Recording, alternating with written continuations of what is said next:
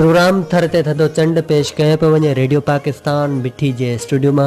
Programme जे हिन सुरे सफ़र में स्टूडियो इंजीनियर प्रेम हमीराणी सां गॾु आऊं तव्हां सां मुखातिब नियाज़ हुसैन जूणे जो।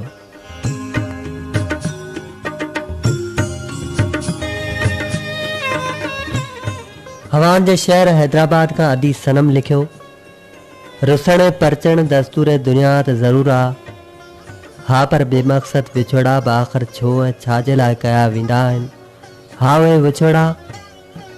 उहे विछोड़ा जिन विछोड़नि अंदरि टुटल दिलियूं, वीरान शहर, सुनसान घर ऐं घिटियूं, उजड़ी वियल प्यार ऐं या वरी उन्हनि रोलाक रस्तनि ते कंहिंजो भटकंदड़ रूह।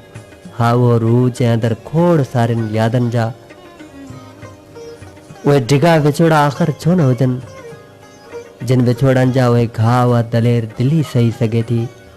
ऐं इहो ॿुधाए थी त दिलि जी धड़कण बसि इहो ई ॿुधाए पई, का शिकवा शिकायत ॾिस लिकाए पई, खोड़ उमीदूं अथमि दिलि जे दफ़्तर अंदरि, अला अञा बि त को गस सजाए पई, अञा बि को गस सजाए पई।